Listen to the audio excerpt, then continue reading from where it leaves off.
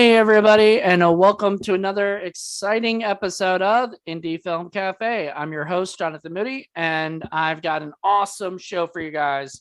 I have two amazing guests who haven't been here in a while, and we'll get to that in a bit. And we've got a movie. This is the last episode of this. This is the second to last episode, but this is my last episode of the season for 2021. So, season 4. But we have two guests that were on our show last year. And if you remember correctly, they were in the Baby Ghost episode, which was fun. And we'll get to that. And then the Zombie Cop episode, which wasn't as fun.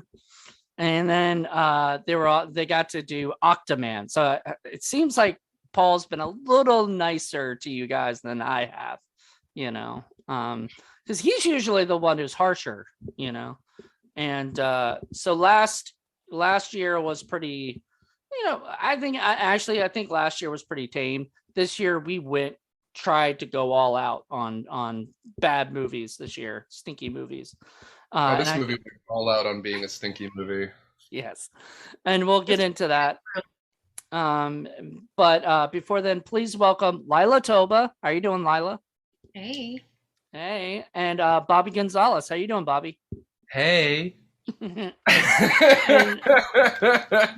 Funny thing is, so I haven't had you guys on all this year. We've been busy. Like, you guys have been busy. You guys have been doing a million things. We'll get into that later too. But you guys have been, keeping busy, which is great. And the last thing that we did together was the Empire Records, which this is actually being recorded the day before it comes out, so it'll already be out when this gets released. But nice. So there you go. Kind of funny. I didn't plan it that way, but works, I guess. Life finds a way.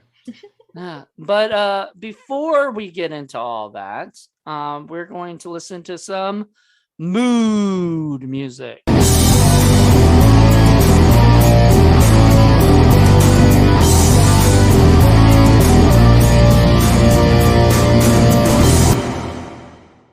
All right, and we are back. Oh, woo! I feel in the mood. That movie, by the way. So we're gonna go into it. So we watched it separately, and I watched it I knew how bad this movie was because I saw a preview, like, sort of thing with some people talking about how bad it was, and I was like, oh man, this sounds so terrible. And I knew I'm gonna have to break it up. I knew I was not gonna be able to watch it all in one sitting. I would just fall asleep. We if that did. were the case. Yeah. we did watch it and then we fell asleep. And then we fell asleep. Okay, there you go. You watched it, then you fell asleep. So it knocked us out. It's better than sleeping pills. Yeah, at least that is something, right, for it. And I didn't send out any weird tweets. So honestly, it really just is better than sleeping pills. Wait, you sent weird tweets when? Well, I mean, it's Ambien. You take Ambien. People have been sending out weird tweets. I was not aware. I'm actually aware of that, but excuse for some that was Roseanne. Unsavory opinions being. Okay, I get it. Yeah, take sleeping pills, you turn into a raging racist, apparently. But I mean, so far that hasn't happened yet. We'll see. Time will tell what the movie's damage was to us. Yeah. What the price we paid. I kind of felt sorry when I asked you guys because, I said before, the last one we watched together was Zombie Cop, and that had some serious issues to it. Also had a Jamaican guy, Rastafarian, look to it, which we'll get into that in a little bit, I guess. I'll say this movie was less problematic. It was still problematic, but less. Right. So, Leila, can you tell the listeners at home the story? What's the story? Oh, goody. Okay, so essentially we are met with a film with about a 20-minute intro of credits with some synthetic piano saxophone music and no plot. So essentially, a guy and his girlfriend start out somewhere in New Mexico, and they're like, yeah, we're going camping, woo, show your titties. And so, like, they waste no time. Like 10 seconds into the film, you get to see tits. So if you're that kind of person, you're looking for that, this is your film for sure. And then after that, yeah, like 20 minutes of credits, like unexplained. And like I looked at the music director and I was like, I mean, is he proud of this? Like, it sounded like something that was made on my keyboard, like in the 80s when I was like a baby or something. I think you're giving it more credit because, like, I think this is just. Thank you, because I am a musician. But you know, like, but I mean, like, that was like the first thing. I was like, we're still. There's been more credits than film, and it's like what's interesting to me about that is that there were maybe about 3 or 4 people in the opening credits in the first place. So why the music was going for so long, and then all of these B-roll like shots just like constantly. I'm not joking you. If I'm being quite literal, the intro had to be like 8 minutes long. Mm-hmm. I've never seen such a thing in my life. I mean, not at least without some kind of indication of what's going on. And all it is B-roll of like road trip footage. It doesn't make any sense at all. So essentially they're going to meet their friends by some kind of muddy creek pond in like New Mexico. And I'm not sure if it's legit called Bigfoot Pond or if it's lovingly called Bigfoot Pond because, you know, at some point they're all like camping. So yeah, that's the thing. They're going to there is a sign. So I'm not sure if they made the sign or if that's a real place or something, you know, Bigfoot Pond. But I saw that sign in it and I go, oh, so they saw us like this is how I view how they like came up with it. I don't think you can quantify it as a pond. Where the budget ends. It was a mud puddle. It was right. it was like ankle deep water. Right. Yeah, that was. Couldn't even swim in it. They watching everyone awkwardly, like painfully get in there because there's like rocks and like I don't know, like splinters and they mud, didn't go skinny dipping. They went skinny dip their toes in. Yeah. Right. Skinny. I like that. Skinny dip their toes in. I don't know if everything got skinny after that. Oh God. And so anyway, yeah. So to go on. Plot. I'm sorry. The plot. Bigfoot shows up. That happened. Oh yeah, Bigfoot was in the film. I think. Bigfoot was in it, sort of. He wears either a head. that or a child's happy birthday party like gorilla costume. Got lost. Was that what that yeah, was? He got lost. He was on his way to a birthday party. This is the meta, I think, is what happened. Is that there a couple miles out there was a children's birthday party, and the guy just got lost, and he was just looking for some help. And nobody would help him. They would just run away from him screaming. Maybe where it was like, this is a famous Bigfoot impersonator who goes to children's party, and they filmed him without his knowledge. It sort of felt like and Bigfoot was just like, let me go to Bigfoot's pond, like, you know. This is his property. I mean, in a land of land back, you know what I'm saying? It's like, what are you doing on Bigfoot's property? Like, seriously. That's true. I mean, you all are the instigators. You all are you're trying to colonize this camping trip, buddy. Like, you know, this is his property. No, he has every right in the world to protect it. You know, I mean, if he needs to, but like they even ask a question in the movie, like, why is he killing everybody? You know, blah, blah, blah, unclear. You know, like, and my whole idea of that is like, okay, so would you say that if like a bear were to come around, would you be like, why is that bear killing everybody? Doesn't it know, like, we're just on its property visiting? I still don't understand why they didn't get back in the car. Like, they abandoned the car. They could have just gotten into the car. Even just spend the night in the car. Just, like, lock the doors of the car and, like, you're fine. But they're like, no. We have to abandon the car. Okay, so yes, we have to get into that. Okay, so yes, there's a lot of awkward titty scenes, like, that are pretty, like, flagrant as soon as we get into this, right? So, like, everybody shows up. And like for us, it becomes a joke at some point. I just started saying it was like, oh, this happened. Time to take your top off. And then they kept doing it. And I was like, what? Yeah. And it was like, I was joking. I was kidding. You can keep your shirt on, sir. What's happening here? There was definitely a lot of like white guy ass that I could have gone without seeing in that film for sure. And it's like, they were like, we're going to make a big thing out of this skinny dipping deal. And it was so awkward. Everybody was like shaking and freezing and like in ankle deep water. I know, it was like a muck pond. It wasn't even like a real pond. You know what I'm saying? And I'm like, why would Bigfoot live here? Maybe because people don't want to go there. And that's because he's been trying to hide out, That's what I'm saying. It seems to me it's like a Medusa kind of situation. He banished himself to a place where he thought no one was going to come. You all are the ones who showed up with your swords and shields. This isn't a place you go swimming. Well, I mean, this isn't a destination for New Mexico.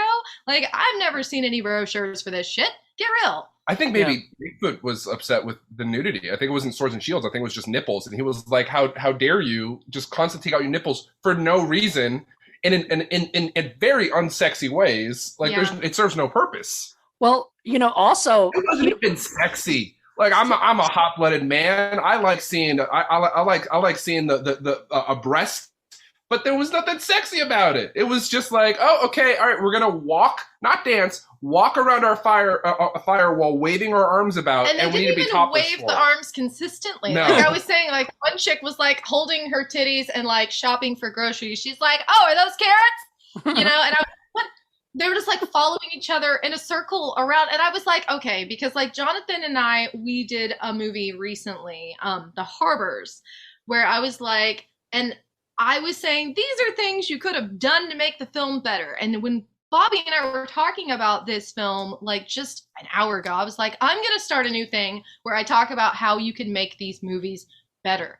And one of the things they could have done is they could have made them like idiots that were going out to like the wilderness for a seance or like a sex cult or something like that. Because then you can justify pulling out the titties anytime you want. Sex cult makes so much sense. You go into it and you're like, this is a sex cult. Or maybe we're just a group of virgins that nobody wants to have sex with, because that was my impression from a lot of the personalities at the table. But, at least give us a reason why everybody's getting naked.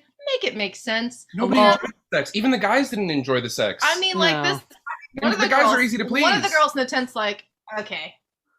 And then at the end of it, okay, we need to talk about the sex because it's the most important part. No, of this but film. my favorite part is the fact that Bigfoot steals somebody or kills a person, steals them, kills them. And he was like, "Babe, where'd you go?" Now hold up. This is what happens. He goes, crunch. That was supposed to be a crunch noise. I don't know. But that was literally. I don't know why you thought a bottle would make a crunch noise. For the same reason, I don't know why they thought that effect was going to sound like you snapped someone's neck. All right, hold on. Oh, crunch noise. That's literally what the effect sounded like. That probably was what it was. What I arrived at personally, and you guys can maybe help me out with this. And yeah, that was a bag of marshmallows. The girl who was on top of the guy riding him, when she got her neck broken while on top of him and then snatched up by Bigfoot, and it took him like 5 minutes, I guess, to realize she had been taken, is that she must have been pegging him, because if he was underneath her and looking right up at her, I'm pretty sure he would have noticed, like some 8-foot tall monster like come and like break her neck and snatch her away. How did you not hear the neck crack? I mean, because the effect was bad. But, even if that hadn't been the case, all I'm saying is that his head must have been down. He was not getting laid. He was getting pegged. You know what I'm saying? Maybe. I don't know. And good for her. You know what I'm saying? I'm all about modernizing these films nowadays. So, I guess I'll direct once again, I think you're giving way too much credit. I think it was just a really big I am on purpose because of what I said. This is how you take movies like this and you make them better and you make them make sense. If pegging makes your film better, that should tell you where you're at in your narrative. The police are coming to take that idea away. That's fine. You'll never take me alive. So anyway, I that scene just drove me bonkers, because as a filmmaker myself, like how do you even say how do you even leave that in to the movie, or whatever, and just go, I only have one response, and that's they'll just let you put anything on Tubi, huh? Like, pretty much. I see these movies as an inspiration, because I know that if these films can make it, then anything I write must be like gold. I'm going to show this to any struggling artist and be like, look, you can do anything you set your mind to. If this movie can get on Tubi, you can do anything you want. Got this, buddy. So it's an inspirational piece when you look at it like that. I feel inspired. I'm gonna do some writing tonight because I feel inspired by this film. You got this. Now, because no matter what I do, it will be better than this film. I mean, this film wasn't, in my opinion, even qualified to be on YouTube. Like, it should not be. I'm just gonna because so like. I hate personally the biography, like documentary kind of Blair Witch sort of thing. Found footage. found footage. I don't like it because Mhm. there are very few times in which I will like it. And one of the reasons why is because just because it's cheaper to actually tape a GoPro to your actor doesn't mean that you should. But- And that was a really big failing of this film. But then they taped GoPros to everybody's head and then never changed the angle of what they were filming. Like, it was still the same. He's like, I'm going to give everybody the GoPros, but I'm still only going to like show this angle. Everybody, you can like, Until they do were close-ups. alone. You can do different things. He even said GoPro like there's good zooms and there's good whatever. They barely ever use anything for that, you know. They No. just use the same. Yeah, you're right. The same angle. They zoomed in on the titties at one point, and like all it showed me was no, it doesn't have good zoom. Everything's grainy. Those are some grainy titties. I was like, are those even hers? But yeah, I mean, that's, yeah, of course, aside from the point. But like, you know, even if you are going to like do something like this intentionally, you know, like with a knowing wink, you still have to be able to film something we can watch. You know what I mean? Like, at the end of the day, the shaking around and stuff like that, it's like, it's an effect that you use like in the moment when we're running, you know what I'm saying? Or something is happening, there's an event. And it's like, the actors were constantly reacting. Well, very bad actors, I must say. Sorry, guys. Get to an acting class if this is your passion. Best of luck to you. You're on the right path. Keep doing stuff. Keep experimenting. Hey, you're out there. That's good. Because you're not there yet. You know, I mean, because there was not a single good performance in the bunch. Period. Like, you know, I mean, even the pond didn't do a good job being a pond. What the man said. And so it's like, really, if you have like bad acting, bad filmography, like you have so many problems here. You know what I'm saying? It's like, at the very least, pay somebody, buy them lunch to like hold the camera straight for you. There were times when like the headlamps were on like right in front of the camera, just glaring into the camera, in like pure darkness, and you can't see anything else. And I'm sorry, because you know me, I always want to talk about the technical stuff, but you know, it's important that you do, because like a lot of this film had to legitimately be filmed in the dark. Mm-hmm. Which would almost be impressive. It would almost be impressive. There's a part where the chick is like whittling like some kind of like she's using her knife to make a pointy stick, and I'm like, you already have a knife. You've got like this. That's your pointy stick made of metal. It's a murder hook. It looked like it belonged to a velociraptor at some point. It was some weird kind of side like thing, and she's like, no, I'm taking this stick to make murder. And there's no time except to whittle. Exactly, and it's like, and I'm pretty sure she was doing it in the dark. If like. And of course, you know, continuity issues with like nighttime, daylight, stuff like that. You know what I'm saying? Yeah, the very last battle, like it looked like, and okay, this is happening. The girl gets snatched. This is happening, you know, during like the morning, and then you see it from the GoPro angle, and it's like it's full darkness. And I'm like, what? Yeah. What? So that's like, you know, one of my gets snatched. They're in daylight, and everybody else is at nighttime. Right. Yeah. One of my favorite movies is Ed Wood. And they point out like the fact that like, you know, in Plan 9, there's, you know, it's daytime, but then all of a sudden it's night, you know, and it goes back and forth. And if you watch that movie, yes, there are parts where it goes from daytime to nighttime to daytime to whatever, you know, and obviously that was a fuck up, you know, or whatever. And, you know, that movie is, you know, famous for being terrible, you know, because of stuff like that, you know. This movie should have like a learned, you know, from it should have enjoyed itself. And, you know, I feel like there were times when I could tell that Bigfoot, like, and Bobby had even said something when we were watching. He was like, I think Bigfoot thinks he's in a comedy. And I said, you know what? But they should have embraced it. That's what I said. I said, you know what, though? Like, if I were doing this film, and, you know, I mean, I'm 5 feet tall, but like, you know, if I were cast as Bigfoot in this film, I would have fun with it too. You know what I'm saying? At this point, it's like, you might as well have a good time, because nothing is, I mean, like, and that's what I would have liked to see. You know, if you know you're doing something cheeky and kind of stupid and irreverent, you know what I'm saying? Like, lean into that. Give me a dance number. You know, maybe some jazz hands and some step ball change. I was thinking, smoke a doobie, like embarrass yourself. No, I got. You know? It actually gave me a great idea for a skit, and Bobby, if you want to steal this, you're 100% okay with that. But there was a scene where the car had he went into the car and he realized that I guess Bigfoot had messed around with all the wires. And I was like, Bigfoot the mechanic. I mean, you know, like you go to the car and all of a sudden he slides under the car, and it was like, Fix your how do we know problem. he wasn't trying to help? I mean, put some overalls on Bigfoot. Okay, And we got him. okay. We have to reframe how we're looking at this, guys, because you know what? The first murder that happens is Bigfoot trying to save her from a terrible sex situation. She wasn't enjoying herself. Maybe he did her favor by killing her. Mm-hmm.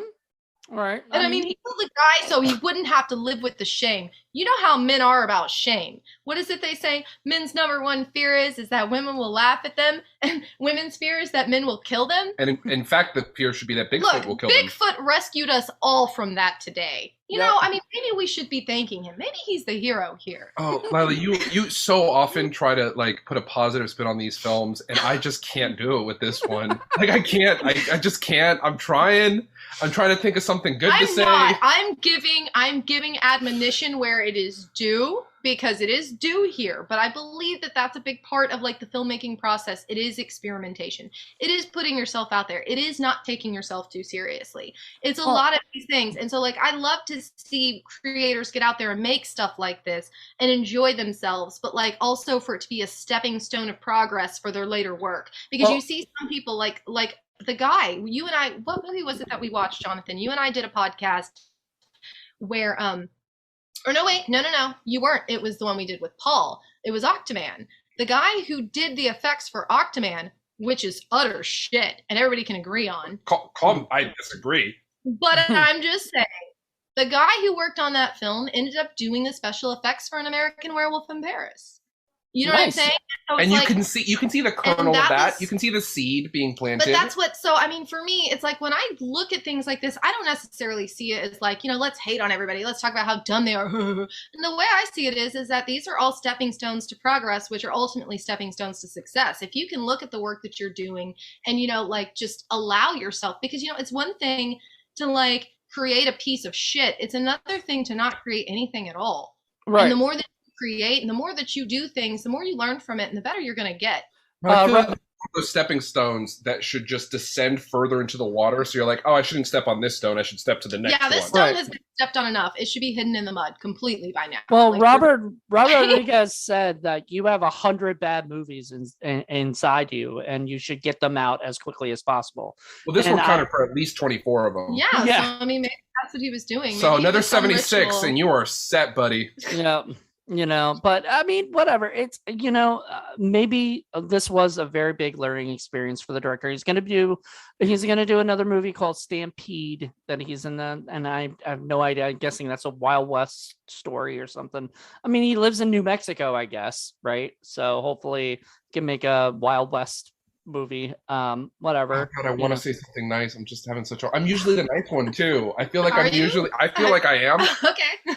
And in regards to this, I feel like I'm usually the nice one. I'm struggling here. I mean, I think that like I personally believe the people who created this film like knew what they were getting into. It's just that, like I said, I don't feel like they knew what they were getting into on this. I don't think that anybody was like Oscars. You know, I mean, I don't think anybody was like, we're gonna make it to the Oscars, buddy. I don't think anybody like thought that. You know what I mean? But what I like to see is I like to see people out there experimenting, because like for me as an actor, I like to refer to myself as a wilder. You know what I'm saying? Like I'm the one who went out there and learned and taught myself until I finally was like finding the right people and learning from them. And then, you know, later on seeking education, moving to LA. And then, you know, the rest is history. But like, you know, I think that this kind of stuff is important for young people. And I mean, anybody who is finding themselves new into the business to just like throw yourself out there. Don't take yourself too seriously. Do dumb shit. Have fun. Stumble around.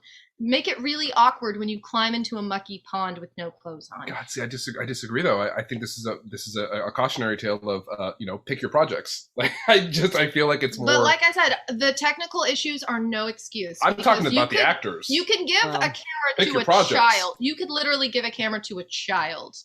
You know what I mean? Also have a better situation, and so I'm not going to allow them to get away with that at all. I'm not sure if these were like real actors or if these were, because most of these people I don't believe have ever done anything else. You know? Oh, absolutely not. So these are just friends who got together and maybe auditioned them, but like it felt so fucking strange because there's that scene in the beginning of the movie where they're all sort of talking to each other like they know each other, and then one of them gives them the other one a hug. And it's the most awkward like scene. Oh yeah, you deserve a hug too. No.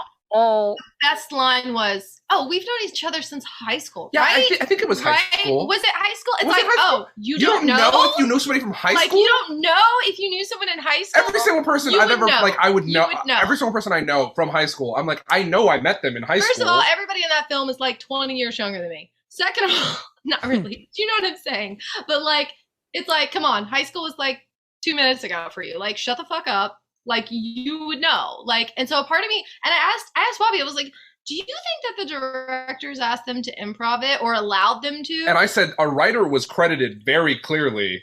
But, so well, I mean, a writer can be credited and you can still give room for improv. I mean, Okay. but I mean, nothing felt like nothing until the one chick who actually escaped. Like her, like the line, "I'm getting out of here." That seemed very like written, which is why it was more stilted than everything else, and that's saying something. But I mean, I think they were improvising a lot. But the problem is that they're all supposed to know each other. Like they're all supposed to be friends, and it's clear like. I think that they shot the film in order, as Leila said. I agree with that. She didn't say that to you. She said that to me. Yes, I believe. And so I'm guessing they met that day, and they're supposed to have these relationships where they've known each other for years. And I'm like, these people look so awkward. And then there's that moment where like they're like, okay, we're gonna skinny dip, and the one girl's like, I guess I have to take my shirt off in front of these people I just met. Right. So just so you guys know that, yeah, there was a writer on credited. The director is also the writer. Weirdly enough, you know. Oh yeah, and then the on IMDb, if you look at it, there is no writer of this movie.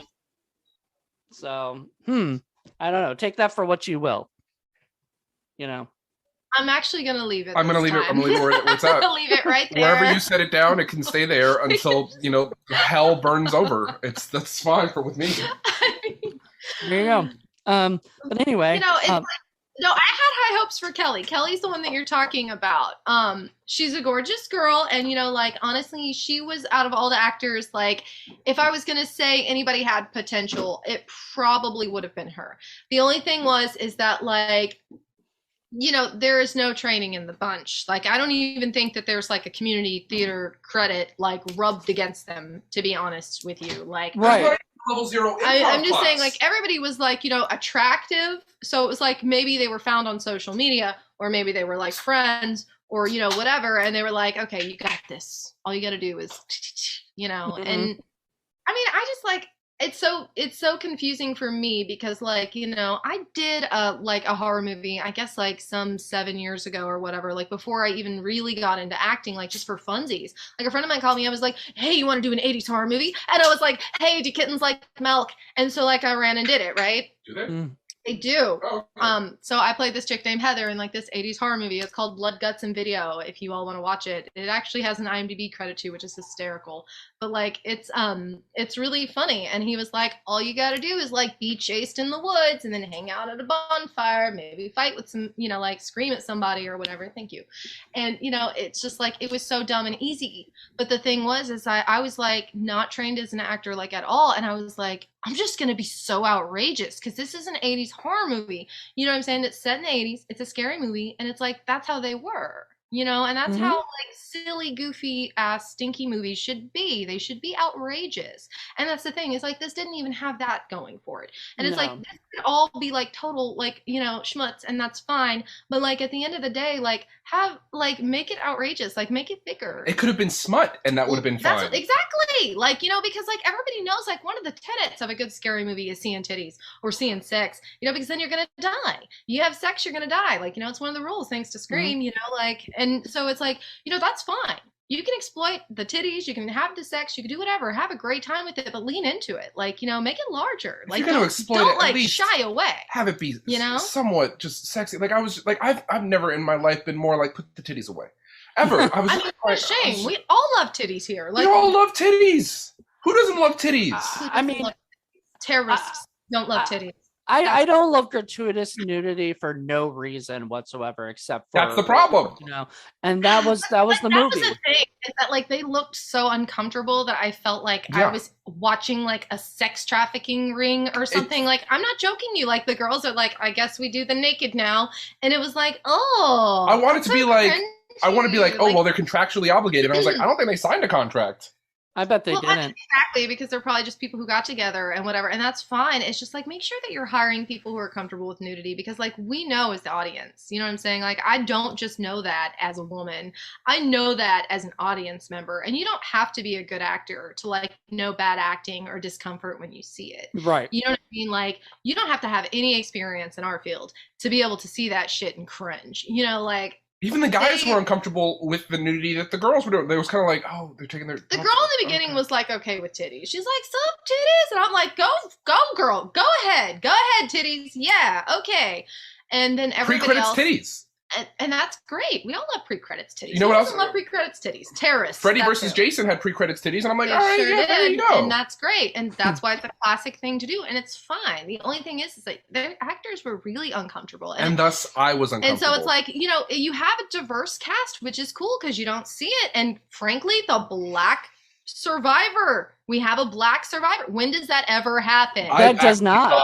You know, that the woman in the car was going to turn the GoPro over, and it was going to be Bigfoot. That's what I thought too. Oh my god! I thought we're not going to talk about the deeply problematic moment where the friends reach over and see Bigfoot wearing her fucking bandana and mistake it for her. Like, but I mean, if this, but the so thing is, your if beautiful this is true, dainty friend is somehow now this 8-foot fur monster who happens to have taste in fucking textiles. But if this is true, follow through. Fight. If this is true, it's got to be Bigfoot at the end. I mean, you know what? At that point, guy, he got poked with a stick. At that point, and it wasn't even the pointy stick; it was a blunt stick, like right up in the eye, and no sound effects for no impact. Sound effects in the ending fight. And you have to have it, you know, for the impact. We have to know. I mean, that's why we did a. You know, like when we're playing movies, you know, like you can't do that. But no, I mean, like the guy who found her. This is where it gets real. The guy who found, well, Bigfoot her in her fucking scarf or whatever. Okay, this is her boyfriend. This is somebody who literally just had her lay down and naked in a fucking tent. And I know it was dark, but they even talked about how they've been doing this for 9 months now. Yep, which is basically forever. That's the beginning. That was the beginning of the film. They're like, we've been riding the hobby horse for 9 months. Yeah. And then somebody else is like, well, I approve. That's great. And I'm like, nobody gives a shit. That's fine. The thing is that you mean to tell me you have been hanging out with this person for 9 months, fully undressed, fully naked, fully fucking, and somehow, Bigfoot, it could be confused for this person. Like, Bobby, I love you very much. We've been together for like a year and a half, right? Which is basically forever. And he's pretty hairy. Do you approve, Jonathan? I approve. Okay. Well, okay. Oh, okay, because I did care about that. But no, but I mean, like literally, I don't think I would ever mistake my boyfriend for fucking Bigfoot. But even if I did, or I was doing it for laughs, if I was playing for laughs, I would have written it like, little ass tickle or something. And then maybe that's Bigfoot's like, ha ha ha. You know what I mean? And then like chomps his fucking head off as Bigfoot does. I mean, look, if they had never had sex, and then he could have been mistaken and be like, well, I never saw her naked. Maybe she's hairy under there. I never saw her naked. But he'd seen her naked. He saw her naked. We all did. Saw them naked. We all together, saw them naked. So don't try to lie to me. You fooled no one. You fooled no one. Oh man, so yeah, there was this. That was the problem with the movie. Well, I mean, one of the many problems with this movie is just it had like it almost felt like they didn't know what the fuck they were doing. Obviously, no, they right? Definitely you know, it didn't almost feel that way. I'm pretty sure that was the plot, was not knowing what the fuck they were doing. And now that you actually said that, you're pretty sure that they filmed it all in sequence and everything makes total sense. Actually, not a bad idea for when you're doing a found footage film, because then you don't have much editing to do. But then because the director and writer was probably the editor as well. Most likely. That happens. You got to wear a lot of hats sometimes. You know, you and I've talked about this a lot. From indie film, you got to wear a lot of hats sometimes. And therein lies the problem. This entire film was a hat on a hat. Yeah. And then there was a bandana that the Bigfoot decided to wear. A hat on a hat on a bandana. I mean, if I ever see Bigfoot wearing a Miami Heat hat, I promise to never confuse it for you for the rest of my life. I mean, I hope you make friends with him, because it'd be nice to go if I watch a game with Bigfoot wearing a Heat cap, I'm like, yo, we're heading out to watch a game. Let's go. I mean, you're coming up with you guys are coming up with better movies than this movie. like hanging with Bigfoot. Like Yeah, that sounds I like told I you would this watch movie that. inspired me. I think I can that do you anything and I want now. I honestly think, Jonathan, that you and I need some kind of spinoff where that's like legitimately what we do, is we make crappy movies into better movies, and we explain how to be better and like rewrite them. I mean, would, I'm but happy. Whoever made this film, you're welcome to take any of my notes. Please turn it into a sex cult next time. A sex cult of virgins. Like, make some Hail Drop shit. Like, give me some Heaven's Gate. Like, make it interesting. Make it a reason why we go to this mucky pond in the middle of nowhere, New Mexico, when there are tons of really cool places to go in New Mexico. Like, I get that this was probably the only place you could film. I know. I've been there. Oh, you could have found a pond that was more than ankle deep water. Like, I would have gone out to Carlsbad, first of all, because like I had a friend who lived in Carlsbad, New Mexico. I mean, that's production value. This is free advice for you, buddy. Carlsbad is, first of all, really, really cheap. So like, if And you gorgeous. wanted to like, it's stunning. And if you wanted to like rent out any part of it, and the thing is that it also has all seasons. It'll snow out there. So, you know what I mean? It's like, you have like so many resources being in New Mexico as a filmmaker. Don't waste it. Sex cult, make it a sex cult. You know who Make likes it a sex? sex You know who cult. likes sex cults? Stanley Kubrick. You're gonna tell him he's wrong when it comes to filmmaking? No. I mean, especially like when you start the film with people being sexual and like revealing themselves and being naked and like, ooh, titties. You know what I'm saying? Like, and then you're like, oh, they're all meeting in the woods to have an orgy. That's kind of fun. Like, That would be so fun. What? Like, I mean, especially if they're like college age kids, and you're like, because like something like that would be fun to college age kids in theory. You And know then what I'm Bigfoot saying? is the hero because he's taking out the He's showing up Satan with glow worshippers. sticks and condoms. That's Bigfoot fun is too. here for I you. actually like that idea better. I Here's- take back my idea and I'm gonna hop on yours. Safe sex Sasquatch. That's okay. So what I'm thinking is that the director of this film was comfortable with the girls with nudity himself, or asking them to do it. But he wrote it. I know, I I know. But what I'm saying Is that what is he's because, selling? because everything is so uncomfortable. Period. Send it to me. Even their sex scenes were very uncomfortable. Like I could not. I was like, okay, what am I watching? It looked like everybody was losing their virginity. Wasn't one dude actually had like fully clothed, and like you could see in the tent that he was still wearing his underwear as he was thrusting. Which granted, maybe he did a little peek out the hole move. Okay, but that's even weirder. I gotta take something back. The moans coming from the tent were the best acting in the whole film. I still disagree. No, there were some sounds coming out of the tent that I was like, that sounds like someone's really faking it in there. I mean, if her intention was to act like she was really not enjoying it, then yes, bravo. Gentlemen, well if done. you want to please your lady, all you have to do is ask. What feels good, ma'am? That's all you got to do. And it's not hard. I mean, it certainly wasn't in that scene. Yeah, it was so bad. I don't know, like the sex scenes, oh man, and the people talking about like random stories and shit. What was that smoker story the girl was talking about? What did that have? Jonathan, I'll be honest, I've blocked it out at this point. I have no idea what the random improv was going on with. Okay, yeah, maybe. But okay, so this is what had happened was, so this girl sucked at being a kid, so her parents made her do Girl Scouts. That's the way she made it seem, right? So then she borrows some cigarettes from her uncle, and then, okay, wait a minute. I love this because she stops. She says, wait, what do you say? Borrowed cigarettes from my uncle? And like literally that would have been better with the for everyone to laugh at her. And I'm like, honey, if it's funny, it'll happen. Okay, just let it go. Everyone looked out at their scripts and were like, oh, I'm supposed to laugh here. But then my sister started smoking the cigarette and it smelled funny. And I didn't want to smoke it anymore. Okay, wait, I'm sorry, I'm acting too good for that. But so I think that she recognized maybe that it was marijuana. She's like, I don't want to smoke it. But like, I don't know, some fuckery happens.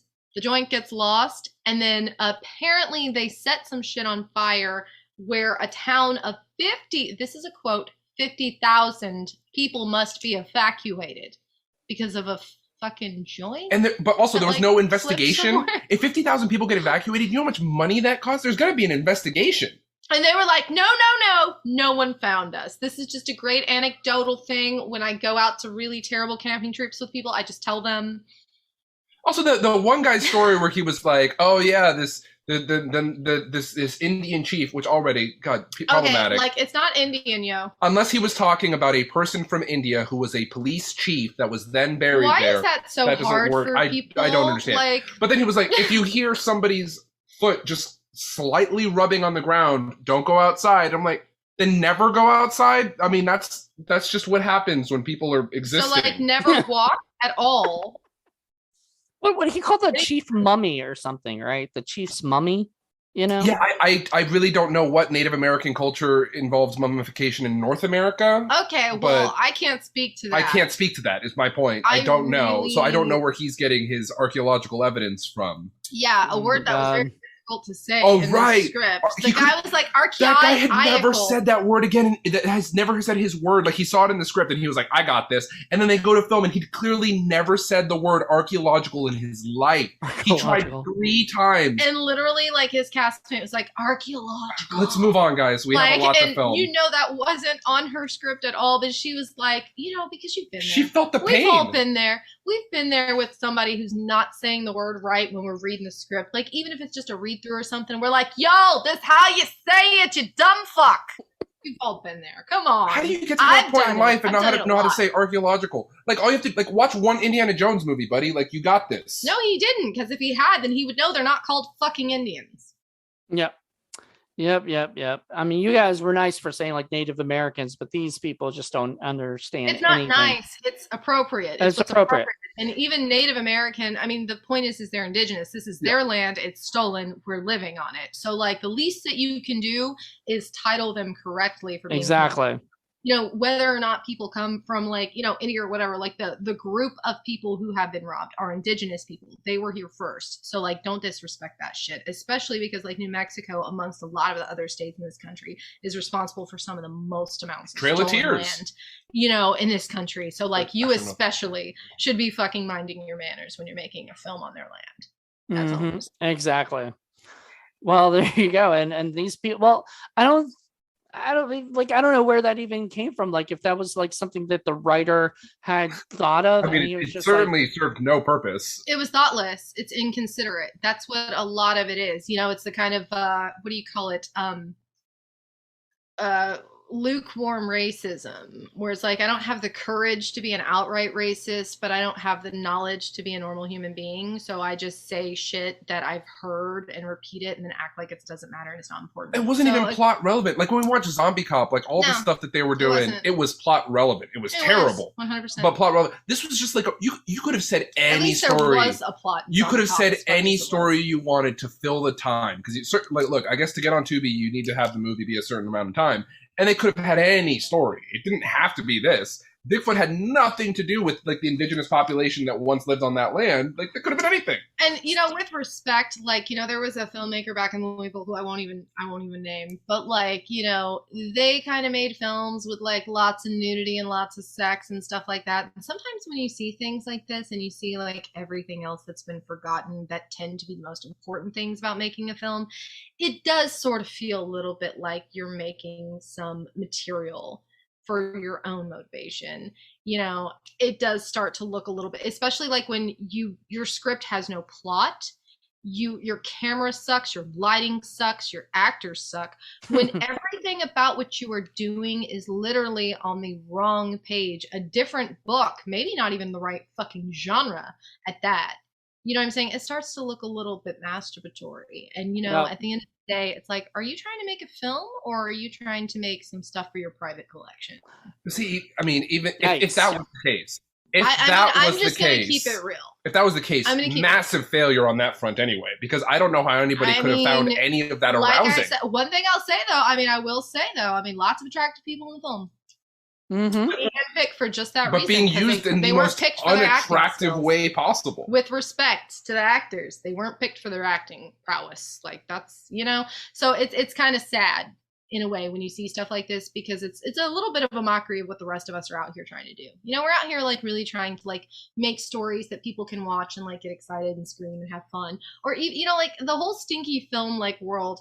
Because like Bobby and I were talking about this the other day, like how Evil Dead in a lot of ways was kind of like, you know, the precipice of that for us, like our enjoyment of stinky films anyways, like our B movies, Z movies.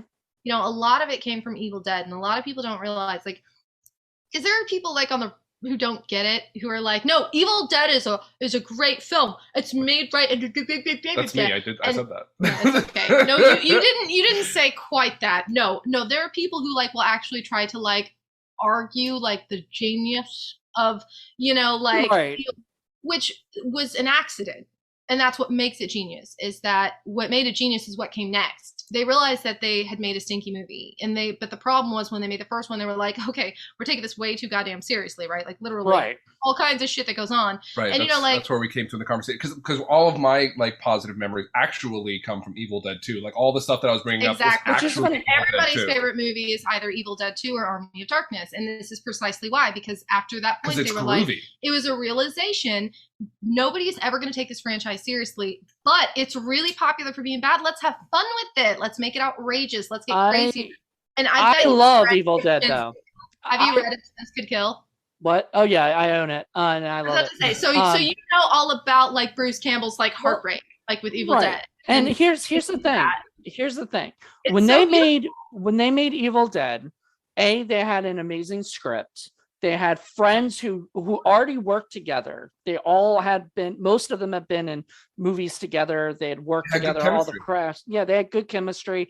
They knew Bruce Campbell was the lead because he was a leading man material. They knew all these things. They went in there. They made as scary of a movie as they could with the budget that they had. And it was actually pretty decent. Like, I love that movie. Now, granted, a lot of people love Evil Dead 2 and Evil Dead and Army of Darkness more because of the comedy aspects of it and how goofy and silly and fun it became. I like the original because it inspires me as a filmmaker that you can go out and make something amazing. That is my point. That's the reason why I brought up Evil Dead at all, is because like that's at the heart of what we do, and it's at the heart of why we enjoy stinky movies. Is because Evil Dead was a beginning of inspired people seriously. Yeah. You know what I'm saying?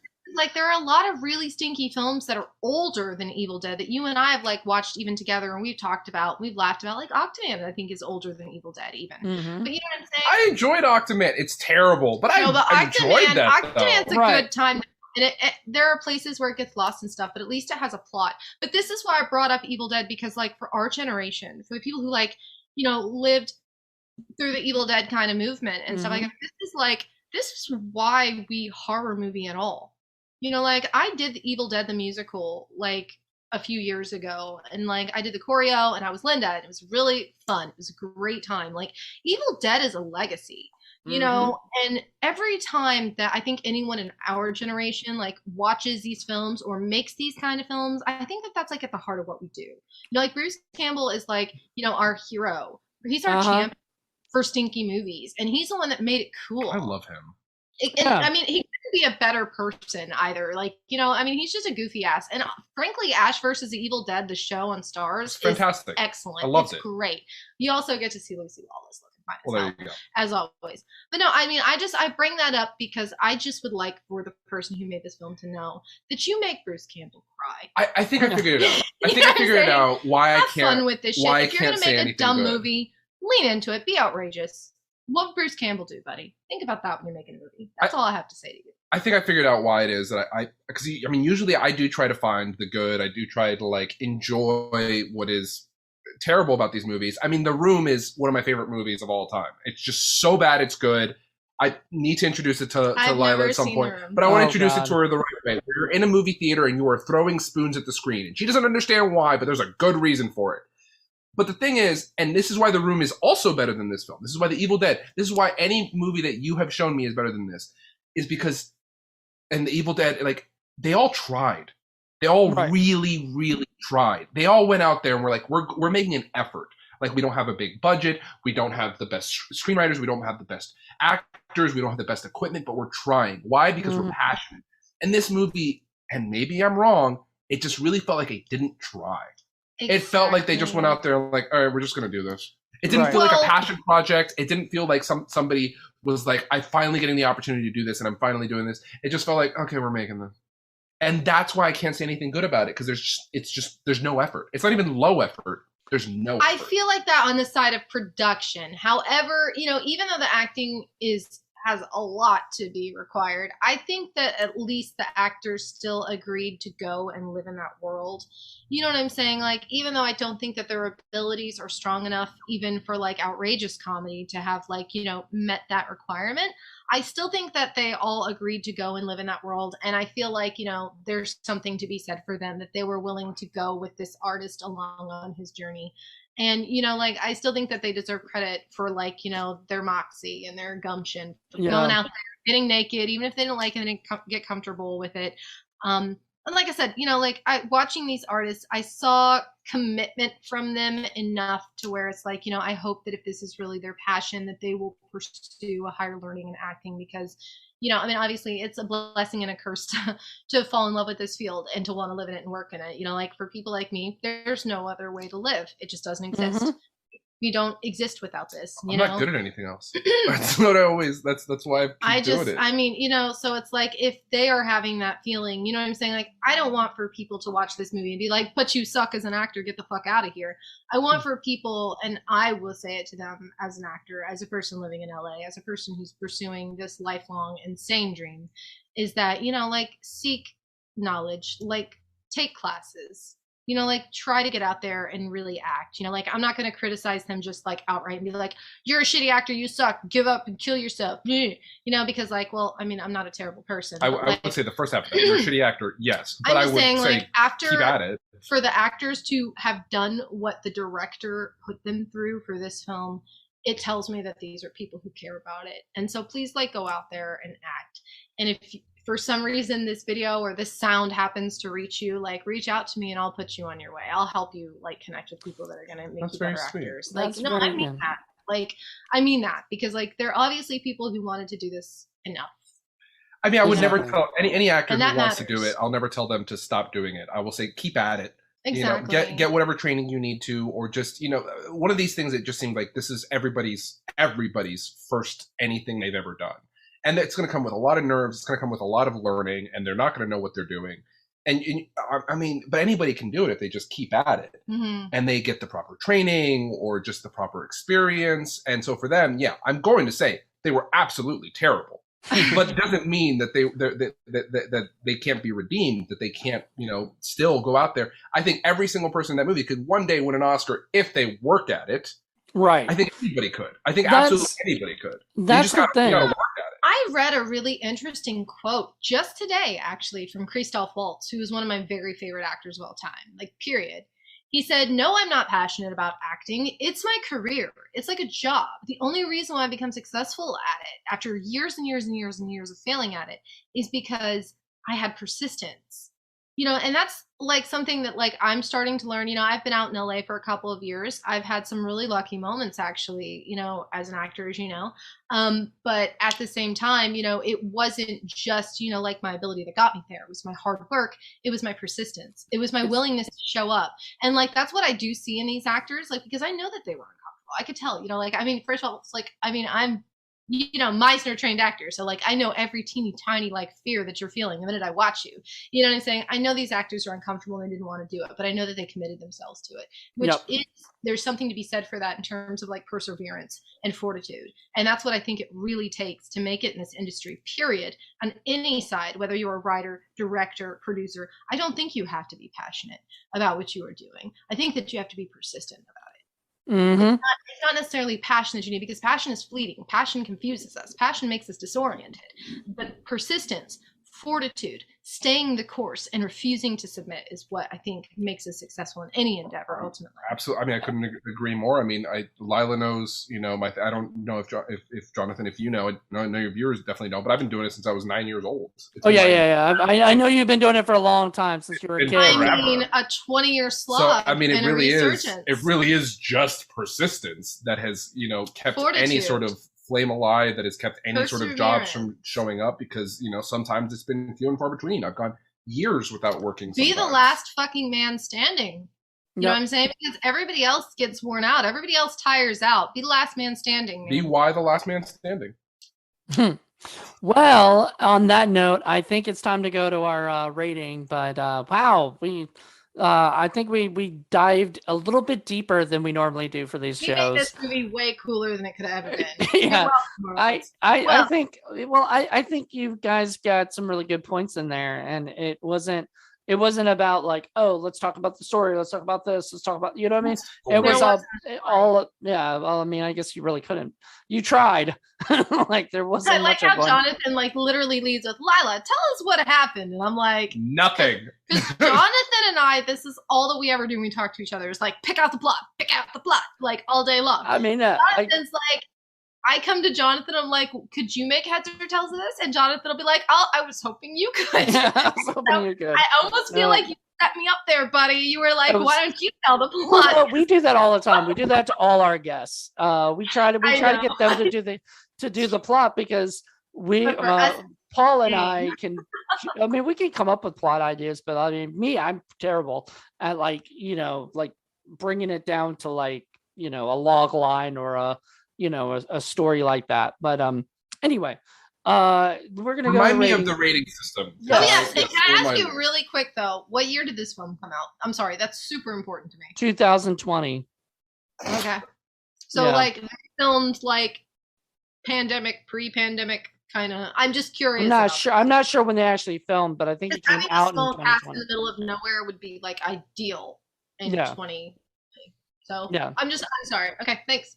Okay, so so the rating system is a 1 to 10 rating system, where 10 is stinky and bad, and 1 is good. Well, you could also give it a 0.5 if you feel like it's sort of between one or the other.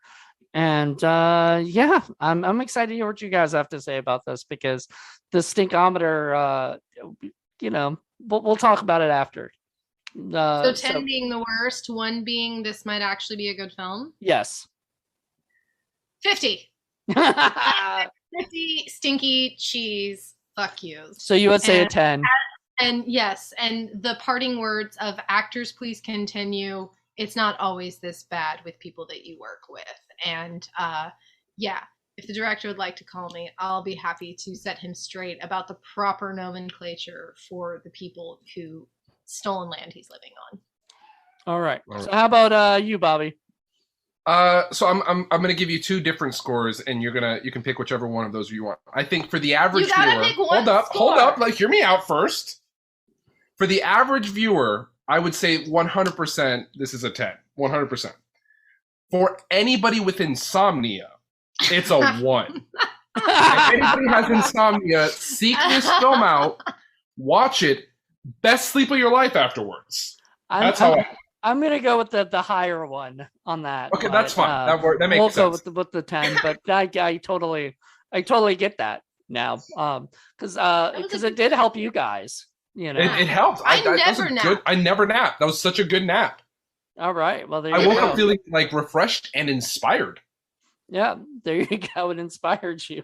I'm also going to give it a 10 as well. So it's the second 30 that we've gotten this year. However, this isn't the first 10 I've thrown out. Like, I have done multiple 10s this year, and people usually have something redeeming about it. There's something like this.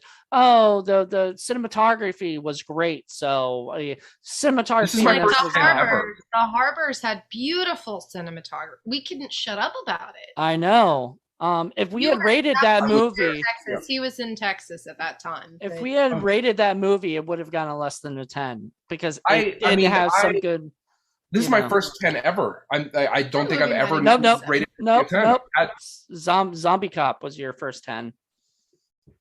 That makes sense. Yeah, that makes a lot of sense, actually. Yeah, I can understand from Bobby's perspective. He's been in the industry since he was like a teeny tiny kid. He studied at Strasberg. He studied with Meisner. It's like, I can understand why it's really easy for him to slap the stinky 10 like really fast. Well, that's only one of them I've given a 10 to. But like, I have to say, out of all of the stinky films that we have watched together, this one is my least favorite. Yeah, no, 100%. Right. Well, just because, so like, no I'm giving you the freebie bonus insult, and I'm sorry, because like, I hate to do that. Like, I feel bad telling somebody that stuff sucks. But at the end of the day, it's like, like at least they're like, like Ghost, like Baby Ghost was so much fun. And that was all improv too. Good time. And first of all, like having Elvira's dimensions be like the code for a ghost lockbox. That's a brilliant idea. Our leading man that's 1 point off just for that. You also have Baby Ghost. That's a great song. Great song. All right.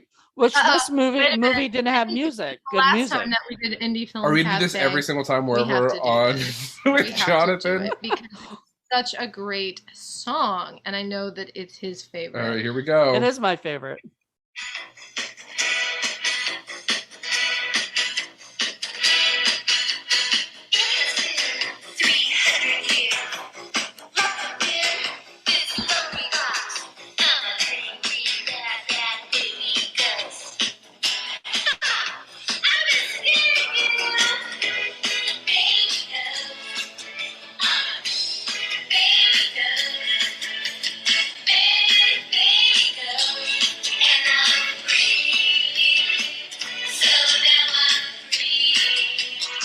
Is it me or does that song sound like the Go-Go's? Yeah. The Baby Go-Go's? The Baby Go-Go's. Baby Go-Go's. Sounds like the Go-Go's a little bit to me. I don't. It was so. I mean, that's right. This was probably my least favorite of the ones that I've been on with you guys. And maybe my least favorite movie I've ever seen. Just period. Just. Although I will say that I'm honored that you have put me to the highest level of torture that you have at this point. Because Jonathan was texting me earlier and he was like, yo, you might want to watch this movie in shifts. Like, we've been talking about it over the weekend a little bit. And I was like, no. We want it fresh in our minds. We want to be ready. No.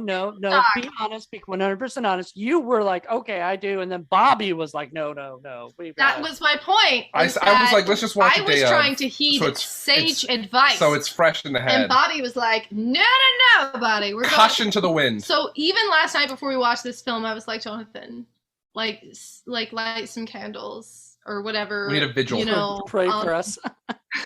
Send some good energy, vibes. He's gonna make us watch it in one whole slog tomorrow, right before. Because a part of me was afraid we weren't gonna get through it. May I remind you what a nice nap we had? I mean, may I remind you? I did text you and said, are you guys done with it yet? And you're like, nope, still slogging along. I did. And then what's funny about that is I think you texted me right after that. And you were like, I'm sorry, but I had already fallen asleep. Yeah. That's why you didn't hear back from me. Oh, okay. No, and you know what? I took a nap today too. And I don't know if that was it either. Did this movie hypnotize us? I don't know. I just realized that. I just realized I got showing our titties for no reason. I know. I was watching something else and then finish this. And even 20 minutes, man, screw ASMR. Put on Terror Bigfoot Pond. Well, that's fine because there is no sound. That was one of my biggest gripes, actually, believe it or not, about this film is the sound effects. Like, how easy are sound effects to achieve, either in post, even during? And it's like... Hold on. Oh, wait. I just have a sound effect. Oh, Bigfoot got hit again. Oh, no. Bigfoot got hit again. Oh, Bigfoot. No, not Bigfoot. We did it. You can hire us anytime. We work from home. We've got snowballs. We can do your sound effects for you. I've always wanted to be a Foley artist. Oh, my God. It's so much fun. It seems like so much fun. So much fun. Well, there you go. Wow. So our second 30 of the year, and both of them by me. So I'm really hoping that Paul, we're watching the movie on Sunday with Paul. You're slacking off, Paul. Paul, you got to pick worse movies. Come on, pick stinkier movies. Who pick the worst films? There's sort of been one, and you're winning. Oh, Jonathan's in the lead. You should this season. Donors to place that. Come on, Paul. Step your game up. Good idea. That's actually a great idea. I love that. My money's on Jonathan so far because so far every single movie I've watched with Jonathan has been closer to getting 30s. I mean, that's picking whoever's first in the league. I, for one, after 40 games, I will pledge $10 for my first bet on Jonathan. I will bet 11. Oh, there it are is. you? But you voting for Paul? Or are you voting for? Oh, I'm Jonathan? voting for Jonathan 100%. Okay, I'm so just saying I'm more confident. We love you, by a Paul. dollar. We love you so much. But step your game up. We're Step team it up. Jonathan. Step it up, Paul. Jonathan is the king stinky cheese. Do you hear that, Paul? Like Hawkman way too much. Next season, we've got to bring you back on Paul's episode, and Paul has got to give you guys a stinky 10 or so, something that and you can tell them whether or not you actually think it's worse than Terror Bigfoot Pond. Right now, this movie is competing with all other movies as worst movie of all time, and it's well in the lead. Paul, I'm happy to give you a chance to defend yourself, buddy, but I gotta let you know right now, Jonathan's the king stinky cheese. Yep. There you go. Yeah, maybe we should start the competition like in December and then like announce it on New Year's or something. Oh, that's a good idea. There you go. Like, do like a whole like winter like in stinky showdown. I'll tell you some of the titles that I've got for coming up for next year later. Movie who wins. So $10 a vote each movie who wins. I've already got pretty much almost every movie picked out for next year, and so I'm really excited. I think there's going to be. Are you doing The Room? We already did it for. We did it for Patreon. I'm so upset that I wasn't on the Room episode. Sorry. We tortured our original co-host Just Jen with that one. It was fun. It's going to be our like final Patreon only for the season. So all right. What did it get? What did it get? Yes. Oh, it got a 30. Really? Yeah. There's so many redeeming qualities of that film. I believe it got a 30. I'd have to look back, but I'm pretty sure it got a 30. It's so funny. It's still so bad. Like there cannot. Of course it is. But it's funny and entertaining. It's got you got to watch it because I don't know when the last time you watched it, but you got to watch it again because I've never seen it, so maybe you should revisit The Room with me. And Jonathan, I have seen definitely the movie. Will. It came out in 2006 or something like that. I've seen it at least 20 times. There was a point where I was watching it at least once a year in theaters. I've met Tommy Wiseau. Like I'm a huge stinky fan of this film. I've seen it on Riff Tracks in the theater, once, but I'd love to see the actual movie in the theater. I just haven't had the opportunity. Maybe we should watch it over FaceTime with he has another film. He has another film that he made called Best Friends. The S is an apostrophe is encapsulated in parentheses. It's supposed to be like Best Fiends, or something. Yeah, maybe the R. The R. The hallmark of a stinky film is when you talk about other films to get away from talking about the stinky film. We're done with terror. We've gone so wildly off track. I mean, we picked two of the most famous stinky films. I don't know if you're going to edit this or not, so I'm sorry. Nope. This is all going in there. And you guys get all of us. Yeah, there's no outtakes or no cut scenes. It's all in one thing. Raw footage. You heard it here, folks. I think, and we filmed it sequentially, just like Terror Bigfoot Pond. I think that you all should vote for a showdown, December 1st to January 1st. Patreons only. Votes made. Let's get ready to stinky. Who is the stinky king of indie film cafe? I gotta send this to $21 on Jonathan. Who else is in? That's all I want to know. I gotta send this. I gotta send this. To Paul so he can hear you guys talk, or whatever. I think it should be a 10 movie showdown. We have laid down. I think we can watch 10 movies in a month. We're actually, interestingly enough, we're doing a thing with our friend Angel. She's coming out.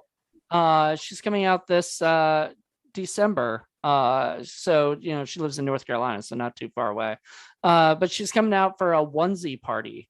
Now it's a like onesie 24-hour movie thing. We're gonna watch movies like back to back to back, and then we're gonna do like 2 Patreon only. But it's 24 hours of stink of like terrible movies. Oh my god, you should run that whole thing live. Just don't do this movie because you should do it live. If this was the first movie, then you would only have an hour and a half, and then you just the rest of the time is just everybody's napping. Right. This one takes the cake, guys. I mean, if this guy's aim was to make the worst movie ever, I think he won. If this movie was to make visual ambient, if his goal was to make visual ambient, yeah, so bravo, well done. Well, there you go. So yeah, so Killer Biker Chicks and this are so far the only ones this season to get a 30. And you would have, Lila, I'm so glad I didn't show Killer Biker Chicks to you because you would have absolutely hated it. What? Yeah, it's absolutely inappropriate and disgusting and not in a charming kind of sweet kind of thing. It's just disgusting movie. I mean, it takes And- a lot to charm me. Yeah. So it would not have. It was Be terrible. quiet. I am the Simon Cowell of Indie Film Cafe, and y'all. Whoop. Uh-oh. I think I lost you guys for a second. It doesn't matter. I just want to say that the Stinky King defendant, I think the Stinky King is Jonathan, and I think that tonight, Bobby and I are imposing a challenge, A gauntlet, if you will, if you might. if you might. I would love to see that. Like I would definitely love to see us do like a showdown, and see who can do it. Maybe not with like this. I don't know. Like, would it be with the same movies that we'll talk about this. We'll figure this out. Patreon I think, fans. what work out best is, so this is skinny. So the folks from Slick Flick Productions and those who partake in Indie Film Cafe are raising money to start a production company out in the Midwest. And that's really cool, man. Got some connections out here in LA, got a lot of really good support. You've got us. And what I'm imposing here is a challenge between Jonathan Moody and Paul Presenza about who is the stinkiest king of Indie Film Cafe. Who can actually propose the stinkiest film? What I propose is that you both choose, between the two of you, 5 films each. Oh God, no! A panel of judges. I am nominating Bobby and myself to be 2 of amongst 3 or 4 of that panel of judges. I second our nomination, so the motion passes. And I think that if, like there are any fans or friends or supporters out there who really want to help get this show on the road, let's raise some money here, and maybe, if there is like a smaller group or whatever that you would like to give a portion to for charity, it is the holiday season. If you're feeling feisty, I say Even if you're not. December 1st and January 1st, and maybe make the announcement January 2nd and be like, we as your panel of judges will help you decide the winner amongst the votes and the donations, and we'll figure it out. I would love to review every single one of these awful movies. It's going to be cold. We're going to be inside, man. So, we can announce the films and everybody can watch along with us, maybe weigh in, drop some comments, say what you think. That sounds good. All right. Be a part of the show. Absolutely. I mean, we have a good time here at Indie Film Cafe and the other podcasts that we, take part in. Hey, so we're gonna have to end this right now, because my internet just keeps kicking me off, so it's not gonna last very long, I don't think. But I appreciate you guys so much for this. This is awesome, and having you guys on here has just been amazing. And I will let Paul know about this idea for the contest and see what he thinks, and maybe we'll all just chit chat about it and come up with some ideas. But I love you, and I always love being involved. And I don't think that people realize how much fun stinky movies can be. Even just talking about it and laughing about it. Yeah. So I really appreciate you involving me. Aw. Well, I be here. And I'm looking forward to being on a panel of very critical judges for the stinky cheese competition. I would like to double down that I'm hurt that I wasn't around for The Room, but also very excited for future projects. Yeah, for sure. Maybe we'll bring you back for The Room. Maybe we'll have another episode of it. Revisit The Room, since I've never. Exactly, since you've never seen it, we got to revisit it. I will buy a whole set of plastic spoons so she can have the full experience. For sure. All right. Well, thank you guys so much. And if you guys stick around, I'll chat with you after. But everybody else, Thank you guys for listening. Hope you guys had a good time, and join us in 2 weeks when we do another episode of Indie Film Cafe. But Paul is choosing, and it's the last one, so maybe he'll step up and give us a really stinky one. Who knows? We shall We'll find see. out. Got Paul. Yeah, the gauntlet has been thrown down. Yes. All right. Sound That's effects. a sound effect. That's the sound effects. Okay, take note, terror at Bigfoot Pond. That's what they sound like. Well, and Paul, thanks so much for listening. Bye-bye. bye, everybody.